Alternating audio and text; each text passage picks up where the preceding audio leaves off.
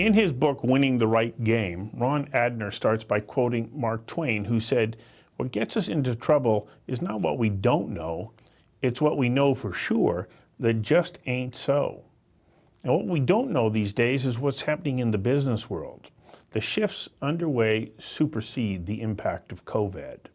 Adner says the old rules don't apply any longer. So it's time to shift gears because, as he puts it, winning the wrong game means losing. Take Kodak, for example, a company that foresaw the shift to digital and succeeded in transitioning to digital everything, and they still failed. Not because the company was unwilling to adapt and change, but because it changed to the wrong format. Kodak scored big with digital cameras and digital printing, but it completely missed digital viewing, even though the company was light years ahead in cloud computing and storage. Adner says the Kodak story is compelling because it provides a perfect illustration of where, how, and why classic strategy breaks down in the face of ecosystem disruption. I invited Ron Adner to join me for a conversation that matters about why ecosystem shifts trump technology, COVID, and classic business strategies. Mr. Adner, welcome. Thank you for joining me. Well, thanks for having me. It's a pleasure to be with you. You know, when I first came across the idea of an ecosystem shift, I went, what is that? Like, at first I didn't understand it. I mean, you really have to read the book, then you start to go, aha, the light bulb comes on. But what does an ecosystem consist of? It's a great question, right? So ecosystem today is as buzzy a business word as there is. But if you listen carefully, most of the time when it's evoked, you can take out that word ecosystem, you can put in the word mishmash, and the sentence will probably not lose a lot of meaning. And what that signals to us is that people are really concerned with mishmash, with new connections and interdependence. But the fact that we can use the word mishmash as a synonym says we're missing a lot of structure behind it. So when I talk about the idea of an ecosystem, there's something very specific in mind, which is the structure of collaboration between partners in delivering a value proposition. And an ecosystem shift is what happens when that structure changes. And that's going to lead to a very different kind of dynamic, a very different set of challenges and opportunities than the way we usually think about shifts and technology changes in the business world. Okay, let's take the Kodak example because you do such a great job of outlining it in your book. What ecosystem shifted that they missed, even though they were fully aware that digital was coming? Didn't they invent the digital camera, I think, in 1975? Like, they knew it was coming and still they couldn't see the change that was going to take them down. Yeah, so I'm so glad you brought up that case study because Kodak is, it's the most overtold, but in some ways the most misunderstood and mistold story in the modern business lexicon. The classic story that we tell about Kodak is they invented the digital camera in the 1970s, and then they fumbled their way through digital because they were an analog company tied to making their money through film and developers and photo papers. And so they let the rest of the world pass it by, and Sony and Nikon and Hewlett Packard win in cameras and printers, and that's why they disappeared.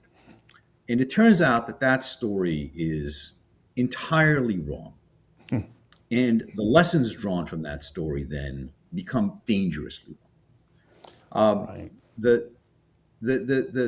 The real story, I mean, so it's not that Kodak doesn't go bankrupt, and it's not that Kodak doesn't have a hard time adapting to digital. It's that in 2000, they actually get their act together. New leadership comes in, and Kodak commits to being a digital company. And where they see the money is they look over at HP making all this money in inks and papers and digital printing, and they say, we are going to become a digital printing company just like that. And they go on a 10-year journey during which they become the #1 seller of digital cameras in America. They become a really formidable rival in printer sales. If you've ever been to a Walmart or a CVS, even today you will see those yellow boxes, the kiosks where you print digital pictures. That yellow is Kodak yellow. Kodak became an incredibly powerful digital printing company, but then was undone by the fact that digital printing itself was made largely irrelevant by digital viewing, right? So the game that they were going after was, can we become a digital printing company rather than an analog printing company? And the ecosystem disruption was when printing itself gets disrupted by digital viewing. Okay, so how does a company then like Kodak, because later on in the chapter you point out they even came up with the digital frame that you could view with a much higher quality digital viewer, like on that frame, put it on your bookshelf. But that wasn't where the consumer was going. And so how important then is it that they had to pay attention to what the consumer wanted and what that payoff for the consumer was going to be?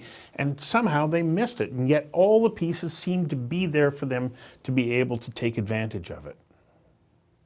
Yeah, and this is the, in some ways, the key to this whole perspective that says when we look at change, we have to look not just at what's happening with the technology, right? Chemical versus digital, not just what it is that consumers are doing, but what's the full package of activities, the full set of value elements that come together to deliver the value proposition that the customer wants, right? And essentially what undid Kodak was that the story was one of digital screens, which initially were a complement, were a positive thing, or something used alongside a printer. Digital screens transforming from being a complement to being a substitute to the paper print. And this kind of dynamic where an element that in the beginning is helpful and in the end is undermining your ability to create your value, what I call a value inversion, this is the hallmark of what I term ecosystem disruption, where the disruption is not just about one technology, a new technology doing your job, it's about a new element changing the relevance of what it is that you're doing. So, as I say, I was fascinated by the book. I'm reading, okay, here's Kodak. They're already into cloud storage light years ahead of everybody else. And yet, right, they bought photo in 2000. Yeah, but they weren't in the smartphone technology business, and they didn't really see what Steve Jobs was doing and how that was going to change things. And then there was social media that became another digital viewing platform. What could Kodak have done to be able to try and realign itself with some of those shifts? And how would having an ecosystem shift mindset help them to have been positioned in a better place? Yeah, that's such an important question, right? And the heart of this book, Winning the Right Game, is about how do you first understand the real game being played? And if we look at what Kodak did in its digital transformation, it's not that they shouldn't have tried printing, right? I don't think that's a fair critique. But had they seen the complete value architecture, right, kind of the part of the toolkit that's presented in this book, there would have been a much more compelling argument to be made about why they shouldn't bet at all on printing, right? So it turns out Kodak actually had a very strong position in the sensor market because of their history of technology in photo developing equipment. They were in a great position to further invest and look, today Sony makes a huge amount of profit from their digital sensors, photo sensors. That could have been Kodak. So there are all kinds of additional plays, hedges that they could have made had they seen that the game was not just about putting ink on paper in a new way. So what was the difference then? Yeah. So what was the difference then between what Kodak did and what a company like Lexmark did? So this is a great comparison, right? So usually we think about Kodak in their Fuji, right? Fuji being another kind of classic chemical company, and Fuji basically decided we're not going to play this digital game, and they focused on their core competencies in production. Good for them. The more interesting story was Lexmark, right? So Lexmark was a company that was built for digital printing, and they were facing the same disruption of screen substituting paper. And as I discuss and show in the book, they were quite prescient in that they saw the same patterns that Kodak was living through in the late 2000s, and decided to, knowing that you can't fight this transition, that they were going to accommodate it. And they transitioned themselves from being a printing company to being a document management company, right? So they created this adjacency to help their existing customers with these tasks that would remain even when paper became less relevant. And they end up doubling their value at the same time that Kodak goes to zero, which is a great demonstration that if you look and you know how to look, you can see things and then do things. Okay, well then that raises the question, how do you look? How do you happen to see those disruptive changes that are coming to the ecosystem, not just the technology? Yeah, so I think that's the $1 million question that actually has a set of answers, right? And this book was a 10-year journey to figure out what's a systematic approach to giving a credible answer to that question. And where it starts is, just as you said, needing to step back from a technology focus and really think about how it is that value is being constructed. Right? So I introduced this concept of a value architecture, that if you go step by step and deconstruct your offer, you can use this as a lens to see where disruption can come from. And then that gives rise to all kinds of questions, right? Like, not just is disruption coming, but how do I think about the timing of disruption, right? How do I make sure I'm not too late, but also you don't want to be too early? How do I respond to this disruption, right? Sometimes it's about giving up and finding a new location. Sometimes it's, no, you can actually defend, right? I mean, the Kodak story is, I start the book with the Kodak story. In some ways, it's the easiest story because no one was going after Kodak, right? Steve Jobs didn't invent the iPhone to take down Kodak. Many people in business today, though, are facing active ecosystem disruption. If Amazon is moving into your market, Amazon is trying to eat your lunch.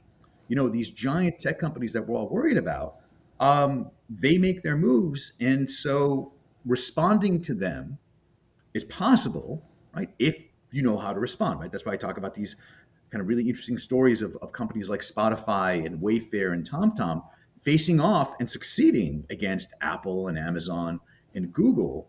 But it requires a different approach to strategy, this kind of ecosystem-based approach, which means we have to think beyond traditional industry structure. So what are the first things that you need to be aware of to make sure that you are now becoming, what was that quote that you used from the one guy? He said, to be paranoid means to survive, or something along those lines. Like in business, like I'm always worried, am I staying far enough down the track? But I have to admit, I'm looking at your book and I'm going, okay, I don't even know what to be looking for on the horizon. So what's the first step? Well, so the quote is from Andy Grove, legendary CEO of Intel. Only the paranoid survive, and it's interesting because it's a quote from 1996. He wrote a great book in 1996, and 1996 was an era where the imperative was to wake up leadership to say, hey, your world is changing. It's 2020. Everyone is paranoid, right? No one is asleep, right? If anything, people are being irrational because they're not getting enough sleep because everything looks great.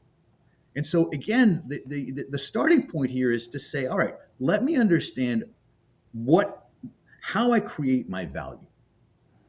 Not just me through my own execution, but the ecosystem that I have assembled to put together this offer. And from there, we can start asking questions about every change that I'm seeing or every change I'm considering as an opportunity. How does it impact not just me and my capabilities, but the way I work with and align with these partners? And through this, we can reveal what's more likely, what's less likely, and what kind of investments and actions are going to be more impactful versus the ones that the companies lose a ton of money by misinvesting in this ecosystem context. And that's small as well as giant companies. It all comes down to the way in which your value proposition is constructed by you in collaboration with your critical partners. That's what an ecosystem is. So those critical partners keep changing, though. I can't help but think in news. If we take a look at the Chicago Tribune, this once powerful newspaper, in essence, gone.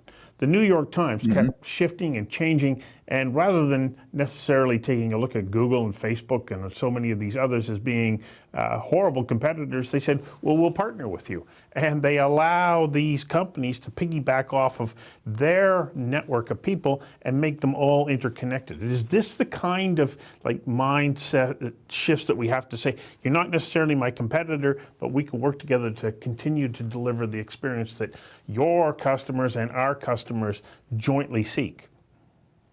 Yeah, no, you're exactly right, right? And part of what it requires then is not just understanding who your partners might be, but what your roles in that partnership are, how they might shift and how they might shift over time. Right? This notion of value inversion. I mean, keep in mind when Facebook first started, newspapers thought they were great because they were getting ad revenue. And then the discovery was now they've totally commoditized us and they're terrible. Right? I think players like the Times, the Wall Street Journals were much more savvy about how they wanted to interact with the Googles, the Facebooks of the world. And it's not because they were going to be able to keep them out of the business.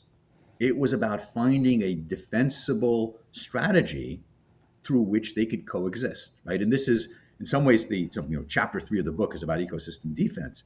And the key to understanding ecosystem defense is that it's a strategy that leads not to the evisceration of your rival, but to a productive coexistence. Right. Because I live in a small business world, I have a small business. I keep thinking, how do I apply that? And you were talking about, you look at Uber Eats or something, and what its relationship now is to restaurants. Restaurants that may have been dominant players no longer have an advantage over the little mom and pop shop that was just beyond sort of a neighborhood that would attract customers. Who wins in that kind of disruption? Is it the big guys? Is it the little guys? Does everybody have to be looking at how do we integrate? Well, I think if you're not looking at how you integrate, the risk is you're just going to wake up one day and the world will have changed around you. And that's basically the restaurant story. Look, small restaurants were never in a position to beat Uber Eats. But that's different from saying they had no possible influence on that game, right? So it's really important when we talk about ecosystems, we tend to celebrate the ecosystem leaders, right? The giant companies that dominate. But what we forget is that the way you get to be a leader is that followers choose to follow you. And in chapter 5, the ecosystem chapter, right? There's a long discussion about, well, so what are strategies for smart followerships? If you realize that you can't lead, you still have an enormous amount of power in helping select who the leader is. And smart followers know that their power is early in the game, where there are multiple leadership candidates, and the one you back is the one that you can create better governance terms with, the ones whose long-term success is more aligned with your own long-term success, rather than just ceding the ecosystem formation to the guys who show up and yell the loudest and throw the most short-term dollars around, because we know that flow stops after a while. You just mentioned ecosystems. Somebody's going to say, hang on a second, I thought we were talking about ecosystems. What's the difference between an ecosystem and an ego system?